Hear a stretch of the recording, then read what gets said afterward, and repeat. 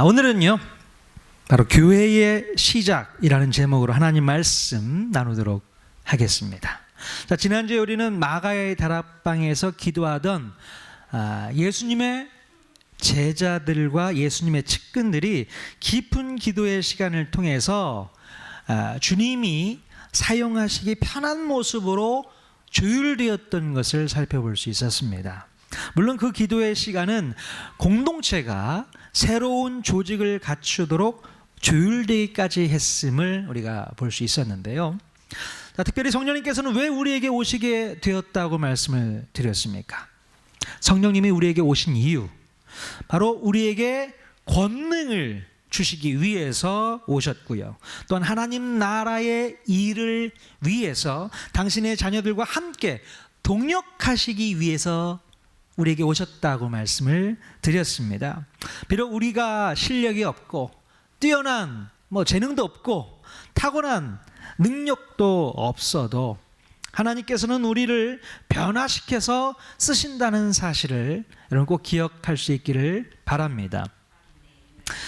자, 또한 성령님께서 우리에게 오셨다는 것은요, 예수 그리스도의 십자가와 부활 자체가 목적이 아니라 예수님의 십자가와 부활을 지나서 하나님 나라의 시작을 이끌어 가시기 위한 더 큰 목적이 있었다라는 것입니다. 자, 그러므로 오늘 우리 그리스도인들은 예수 그리스도의 십자가와 부활을 묵상하고 기념하는 것으로 멈추면 안 되고, 바로 하나님 나라의 일을 위해서 우리 모두가 다 헌신되어 줄 줄로 믿습니다. 바로 그 일을 위해서 우리에게 성령님이 오시게 되었다는 것을 우리가 알아야 됩니다. 자, 그러면 예수님께서 보내주시겠다고 약속하셨던 성령님은 언제 오셨습니까? 자, 오늘 본문 1절에서 보면요, 오순절 날이 이미 이르매 라고 쓰여 있죠. 이 오순절이라는 것은 매년 있는 유대의 명절입니다. 1년에 한 번씩 찾아오는 거죠. 자, 바로 이 날은요, 예수님께서 부활하셨던 날부터 50일째 되는 날인 것입니다. 그러니까 예수님께서 부활하신 후 40일 동안은 예수님의 제자들과 함께 계셨고요, 이제 하늘로 승천하신 뒤에 열흘이 지나서 성령님이 오시게 되었다는 것입니다. 자, 예수님의 제자들이 마가의 다락방에서 열흘 동안 기도하고 있었을 때에 그때 비로소 우리 성령님이 오시게 되었다라는 사실입니다. 자, 그러면 왜 성령님께서는 오순절에 오셨을까요? 왜 오순절에 오셔야만 했을까? 그러니까 오순절 이전에 올 수도 있고 오순절 이후에도 오실 수 있는 거 아니에요. 근데 왜 하필 오순절이어야만 했을까요? 자, 그것은 바로 하나님의 시간표를 따르기 위한 하나님의 섭리 가운데 이루어졌던 사실이라는 것을 알아야 돼요. 자, 모든 일들이요, 하나님의 시간표대로 진행된다는 사실을 우리가 기억해야 됩니다. 자, 우리 예수님께서 십자가를 지신 것도 그렇고, 예수님이 부활하신 것도 그렇고, 바로 오늘 성령님이 오신 것도 그렇고, 심지어 예수님께서 재림하실 때도요, 바로 하나님의 시간표를 따르게 되었다는 것입니다. 자, 그러면 오순절은 어떤 날이었는지 우리 구약 성경에서 한번 통으로 한번 살펴보도록 하겠습니다. 자, 히브리 민족이 유월절을 시작으로 애굽을 탈출하게 됩니다. 그리고 홍해를 건너서 또 광야를 통과해서 이제 시내산까지 오게 됩니다. 그리고 드디어 시내산에서 제사장 나라의 설립이 이루어지게 되는 것이죠. 바로 이때가 유월절로부터 50일째 되는 날, 77절이라고 합니다. 7주가 7번 지나고 하루 더 지나서 오순절. 자, 그리고 이날을 맥추절이라고도 또 우리가 부르게 되는데요. 자, 우리가 이때 주어졌던 하나님의 말씀을 한번 살펴봤으면 좋겠습니다. 출애굽기 19장 5절에서 6절 말씀. 자, 같이 한번 읽겠습니다. 시작. 세계가 다 내게 속하였느니 너희가 내 말을 잘 듣고 내 언약을 지키면 너희는 모든 민족 중에서 내 소유가 되겠고 너희가 내게 대하여 제사장 나라가 되며 거룩한 백성이 되리라. 아멘. 하나님께서는 이스라엘 백성들에게 이 말씀을 주시면서 그들과 언약을 맺으셨다는 것입니다. 자, 이스라엘 민족과 언약을 맺고 드디어 제사장 나라가 출범되었다라는 사실이죠. 자, 그래서 이제 이스라엘 민족들은요, 하나님께서 시내산에 강림하시게 되는 것을 이제 보게 되는 것이죠. 자, 어떤 모습을 보게 되었는가? 자, 성경에 있는 말씀을 좀 같이 읽어봤으면 좋겠습니다. 출애굽기 19장 16절에서 19절 말씀을 보시면요, 마치 오순절 성령 강림의 역사와 비슷한 내용이 바로 구약의 오순절에도 있다는 것도 우리가 살펴볼 수 있습니다. 같이 한번 읽겠습니다. 시작. 셋째 날 아침에 우리와 번개와 빽빽한 구름이 산 위에 있고 나팔 소리가 매우 크게 들리니 진중에 있는 모든 백성이 다 떨더라. 모세가 하나님을 맞으려고 백성을 거느리고 진에서 나오매 그들이 산 기슭에 서 있는데 시내산의 연기가 자욱하니 여호와께서 불 가운데서 거기 강림하심이라. 그 연기가 옹기가마 연기같이 떠오르고 온 산이 크게 진동하며 나팔 소리가 점점 커질 때에 모세가 말한즉 하나님이 음성으로 대답하시더라. 아멘. 예, 하나님께서 이스라엘 백성들에게 시내산 강림의 모습을 보여주고 있는 내용입니다. 우리가 사진으로 한번 봤으면 좋겠는데요. 예, 저런 모습이었을 것 같아요. 시내산의 불로 또 소리로 강림해 주시고 있는 모습이죠. 저 밑에는 이스라엘 백성들 지인들이 저렇게 있으면서 하나님의 임재, 하나님의 현현을 바라보고 있었을 것 같습니다. 자, 이스라엘 백성들은요, 시내산에 강림하신 하나님의 영광스러운 임재를 경험하게 됩니다. 그리고 그들에게 새로운 말씀의 언약을 주시게 되고 제사장 나라의 사명을 감당하게 하시는 것이죠. 자, 하나님께서는 이스라엘 백성들이 제사장 나라의 사명을 잘 감당함으로 말미암아 세상 모든 민족에게 복의 통로가 되게 하신다는 것입니다.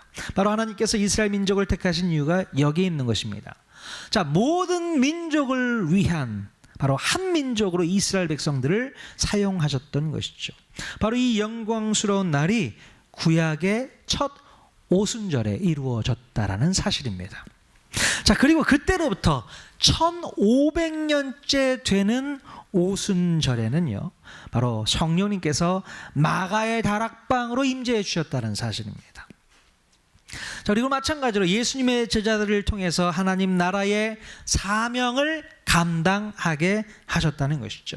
시내산에서 주셨던 말씀 대신에 바로 예수 그리스도의 새 언약의 복음을 주셔서 모든 민족에게 전달하게 함으로 말미암아 복의 통로가 되게 하셨다라는 것입니다.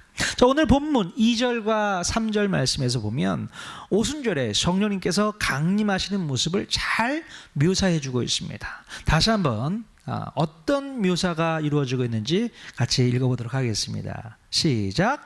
호련히 하늘로부터 급하고 강한 바람 같은 소리가 있어 그들이 앉은 온 집에 가득하며 마치 불의 혀처럼 갈라지는 것들이 그들에게 보여 각 사람 위에 하나씩 임하여 있더니. 아멘.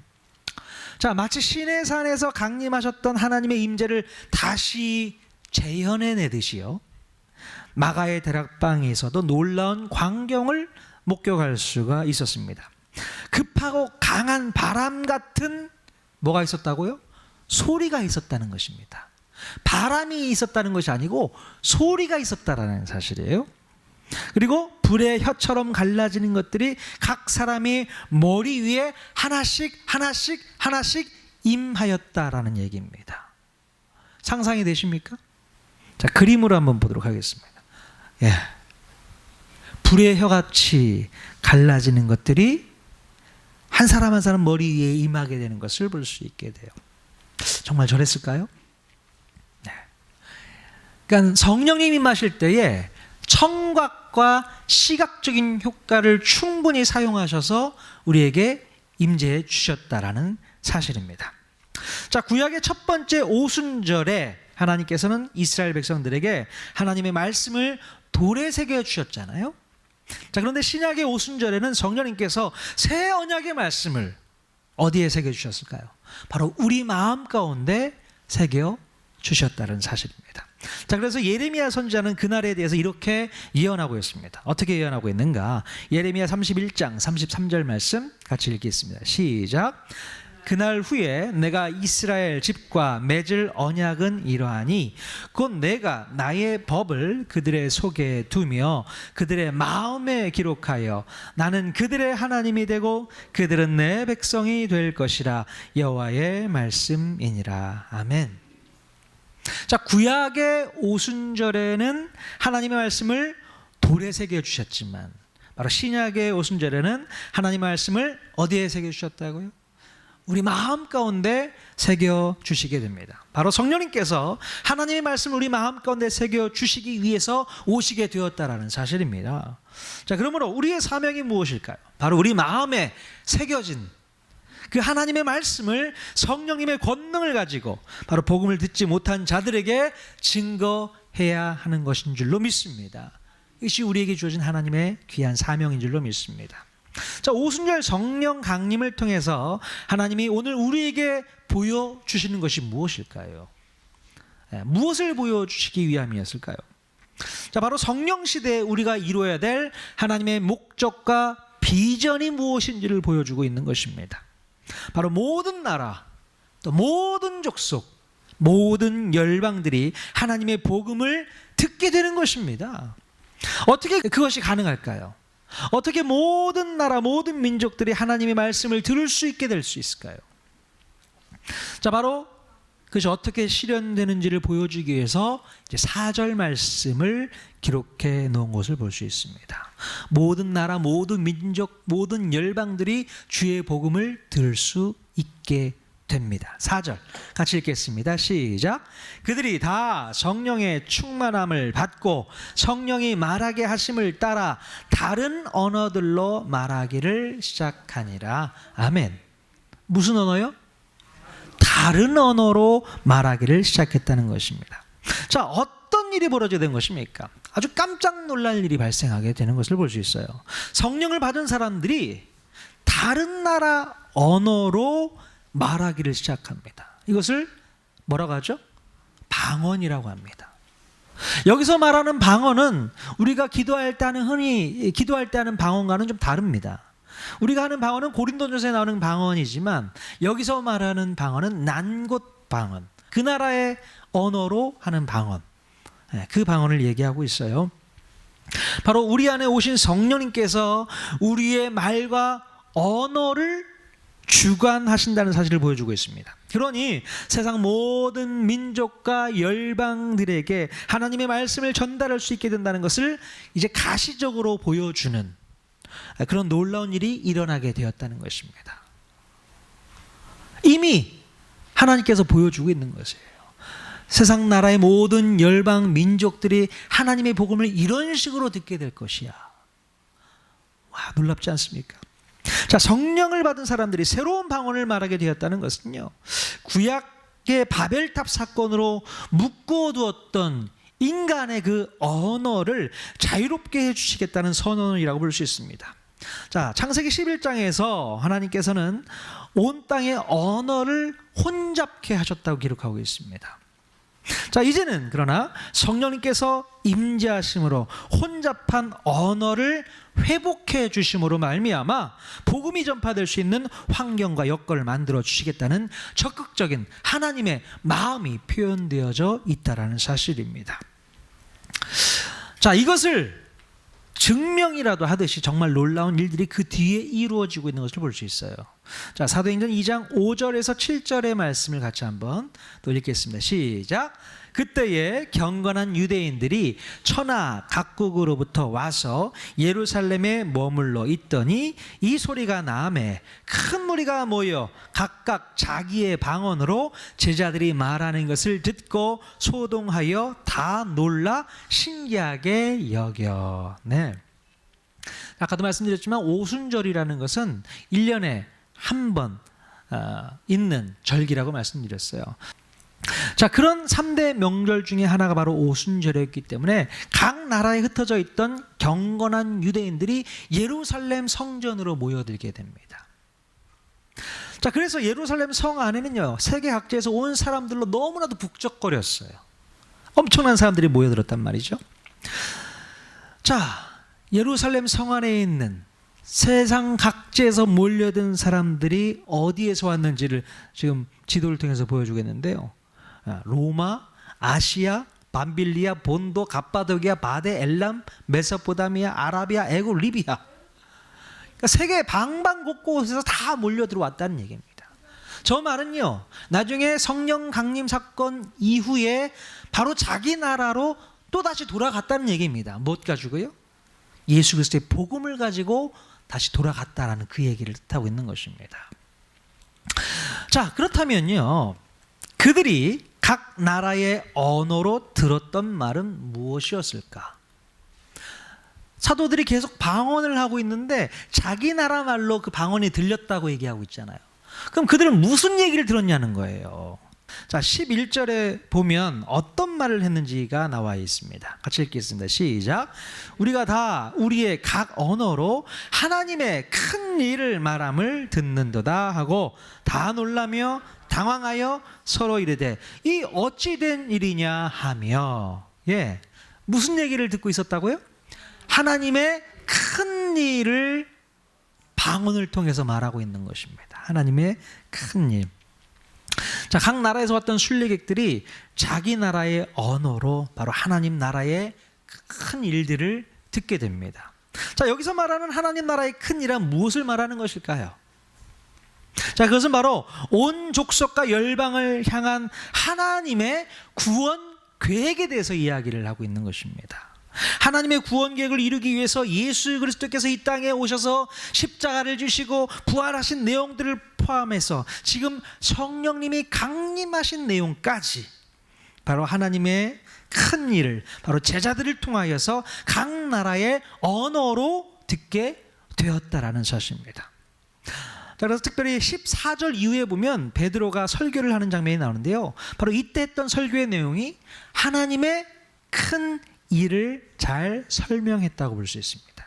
자, 이 부분은 우리가 다음 주에 한번 살펴보도록 하겠습니다. 자, 그런데 각 나라의 말로 하나님의 큰 일을 듣고 있었던 사람들의 반응이 어땠을까요? 어떤 반응을 보였겠습니까? 물론 놀라고 당황하는 사람들이 있었다고 성경이 기록하고 있는데요, 그런데 한편으로는 어떤 사람들은요, 그들을 조롱하면서 말하는 사람들이 있었다는 거예요. 뭐라고 하면서 그들을 조롱했을까요? 새 술에 취한 것 같다, 술 취한 것 같다라고 얘기를 합니다. 그러면서 조롱하는 것이죠. 한마디로 무슨 술을 마신지는 모르겠지만 그들이 술 취해 있는 것 같다라고 표현을 하게 됩니다.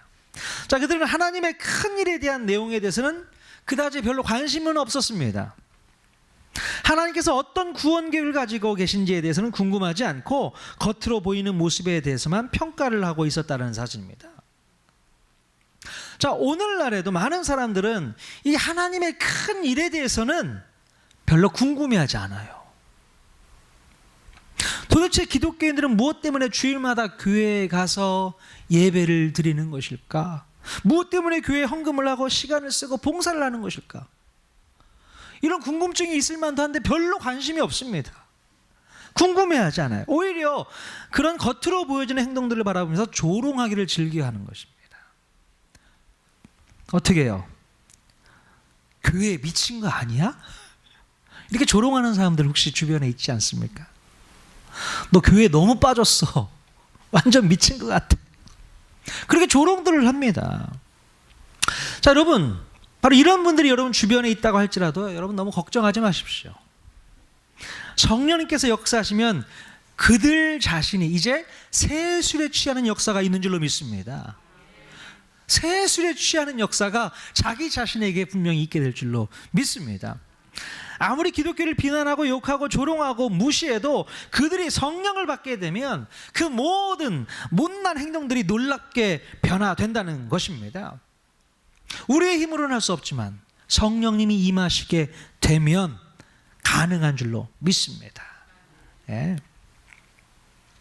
자, 오늘 본문 말씀으로 다시 돌아와서 보면요, 우리가 몇 가지 교훈을 얻을 수가 있는데요. 오늘 본문을 통해서 볼 때 가장 위로가 되고 도전이 되는 말씀이 있다면 무엇일까? 저는 4절 말씀을 꼽을 수 있을 것 같아요. 자, 4절 말씀을 보게 되면요. 자, 그들이 다 성령의 충만함을 받고 라고 쓰여져 있어요. 그들이 다 성령의 충만을 받았다. 어떤 사람들이 성령의 충만을 받았다고요? 다. 마가의 다락방에 모여있던 모든 사람들이 다 성령의 충만함을 받았다는 것입니다. 기도를 더 열심히 했던 사람들이 성령을 충만함을 받은 것이 아니에요. 자, 그렇다고 해서 기도를 소홀히 했던 사람들이 성령의 충만을 못 받은 것도 아닙니다. 마가의 다락방에 모여서 있던 사람들은 모두 성령의 충만함을 받았다는 사실입니다. 성령의 충만을 받는 것은요, 내 노력이나 또는 내 의지로 받는 것이 아니라는 사실입니다. 성령의 충만함은 내가 더 열심을 내게 되면 얻을 수 있는 그런 능력이 아니라는 사실입니다. 바로 마가의 다락방에 있었던 사람들에게는 모두 성령 충만이 부어졌다는 사실이죠. 자, 이것은 무엇을 말하는 것일까요? 바로 성령의 충만함을 받는 것은 어떤 조건이 갖추어졌기 때문에 주신 것이 아니라는 것입니다. 자, 그곳에 모여있는 사람들이 한 120여 명 정도 된다고 기록하고 있는데 12명의 사도에게만 주신 것이 아니었잖아요. 차별 없이 모든 사람들에게 성령이 부어졌다는 사실입니다. 오직 모든 사람들에게 성령을 부어주시고 싶어 하시는 그 하나님의 마음을 우리가 느낄 수 있어야 한다는 사실입니다. 하나님께서는요, 오늘 저와 여러분 모두에게 성령으로 채워주시기를 원하신다는 사실입니다. 예. 다락방에 모여서 기도하고 있었던 120명 모두 다 성령을 주신 이유는 바로 지금 하나님의 마음을 대변하고 있는 구절이라고 말할 수 있는 것이죠. 자, 디모데전서 2장 4절에도 하나님 마음이 비슷하게 표현되어 있습니다. 한번 같이 읽겠습니다. 디모데전서 2장 4절 같이 읽겠습니다. 시작. 하나님은 모든 사람이 구원을 받으며 진리를 아는 데 이르기를 원하시느니라. 아멘.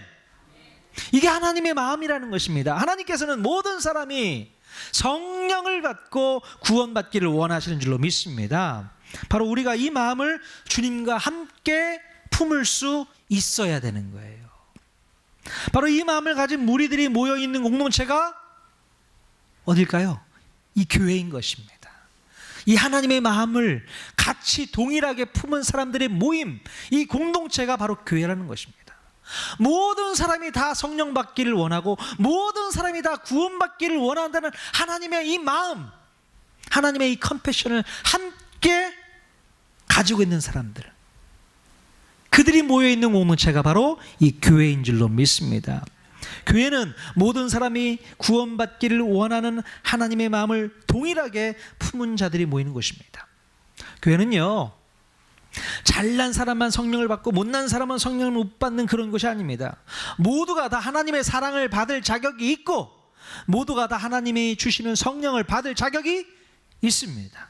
교회는 바로 이런 마음을 가진 사람들이 모여서 또 진정한 하나님의 사명을 이끌어가는 공동체인 줄로 믿습니다. 여러분 생각해 보세요. 지지리도 못난 내가 성령을 받았다면 당신도 성령 받을 수 있어. 죄인 중에 괴수였던 내가 성령 받았다면 당신도 성령 받을 수 있어. 용서받지 못할 내가 성령을 받았다면 당신도 충분히 성령 받고 용서받을 수 있어. 바로 이런 마음을 우리 모두에게 주시기 위해서 성령을 다 주셨다라는 사실입니다. 아멘. 여러분, 하나님께서 이스라엘 백성들만 구원하시기 위해서 그들을 제사장 나라로 세우셨다고 생각하면 오해이십니다. 이스라엘 백성들은 여전히 오해하고 있잖아요. 자기 나라가 선민이라고 오해하고 있는데 큰 착각입니다. 하나님께서 원하시는 것은 이스라엘 백성만 구원하시기 위해서 그들을 구원해내는 것이 아니라는 것입니다. 그들을 통해서 세계 여러 나라들, 열방과 민족들이 구원받기를 원하셨다라는 사실입니다. 여러분, 하나님께서 요나에게 주신 사명이 무엇이에요? 바로 아수르 제국의 수도 니느웨에 가서 하나님의 구원의 말씀을 선포하라는 말씀이었잖아요. 그러니까 아수르 제국의 니느웨라는 수도, 그곳에 수많은 사람들을 그냥 내버리지 않으신 하나님의 마음, 하나님의 열정, 그 마음을 요나가 품기를 원하셨다는 거예요. 하나님은 그런 분이세요. 너희들만 잘 먹고 잘 살아, 이런 하나님이 아니시라는 것입니다. 모든 이방 민족들도 다 사랑해 주신다는 사실입니다. 그럼 하나님께서 아람 군대장관 나아만, 문둥병 갖고 있었던 나아만을 고쳐주신 이유가 뭘까요? 나아만, 너만 병 고침받고 치유받고 잘 살아, 이런 의미로 고쳐주셨나요? 그렇지 않습니다. 나아만이 치유받고 이제 어디로 가야 돼요? 자기 나라 아람으로 가서 그곳에 가서 복의 통로 역할을 하라는 거잖아요. 그곳에 가서 여호와 하나님이 어떤 분이신지, 나를 치료하신 분이 어떤 분이신지를 선포하라는 얘기 아니겠습니까? 그래서 그를 선택하셨던 거라는 사실을 우리가 분명히 기억해야 한다는 것입니다. 자, 마찬가지로 오늘 여러분들이 성령을 받았다면 여러분만 성령 받고 구원받으라고 주신 것입니까? 그렇지 않다는 거예요. 도무지 구제불능인 여러분의 주변 사람들에게도 복의 통로가 되어서 그들에게도 구원을 선포하라고 주신 하나님의 은혜인 줄로 믿습니다. 아멘. 바로 이 목적을 위해서 하나님께서는 오순절 성령 강림을 통해서 교회를 시작하셨다라는 사실입니다.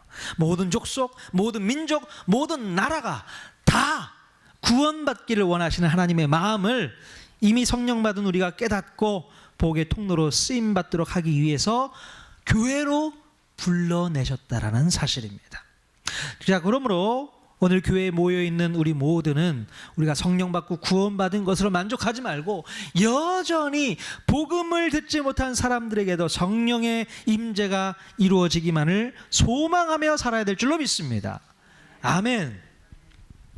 자, 그런데 솔직히 우리에게는 이런 마음이 별로 생기지 않는 게 문제예요. 그냥 내가 구원받은 것으로만 만족하고 있다라는 사실입니다. 자, 그러면요, 여러분, 내 마음 가운데 성령님께서 와 계신지를 한번 의심해 볼 필요가 있어요. 여러분, 성령님이 내 안에 계신 증거로 나타나는 현상이 바로 뭐냐면 분명히 불통이 아니고 소통인 줄로 믿습니다. 내 안에 성령이 계시면 막혀 있지 않습니다. 나를 통해서 흘러가야 되는 거예요. 이게 바로 소통 아니겠습니까? 근데 여전히 막혀 있다? 그러면 다시 한번 고민해 봐야 됩니다. 여전히 소통하고 있지 못하고 있는 부분이 있다면 성령님의 온전한 도움이 필요한 줄로 믿습니다. 우리 예수 그리스도의 복음은요, 나로 인해서 불통되지 않고 언제나 온전히 소통되어야 될 줄로 믿습니다.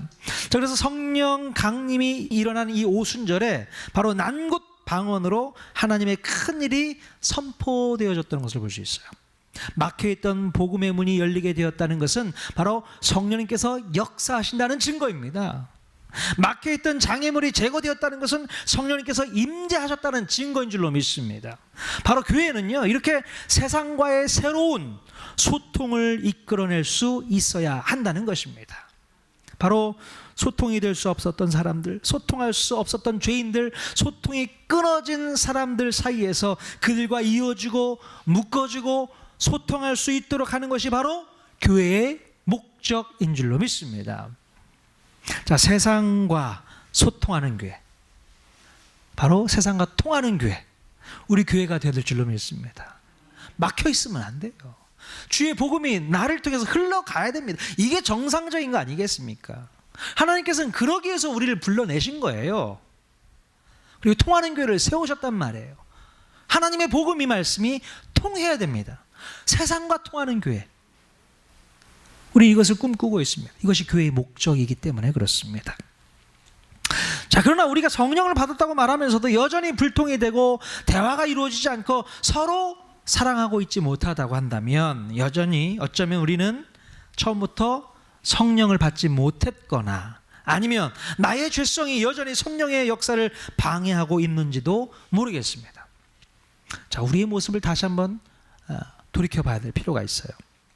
오늘 본문에서 성령을 받은 제자들은 지금까지 한 번도 번도 해보지 못했던 언어를 사용하게 됩니다. 그러면서 막혀 있었던 사람들과 소통하는 것을 볼 수 있죠.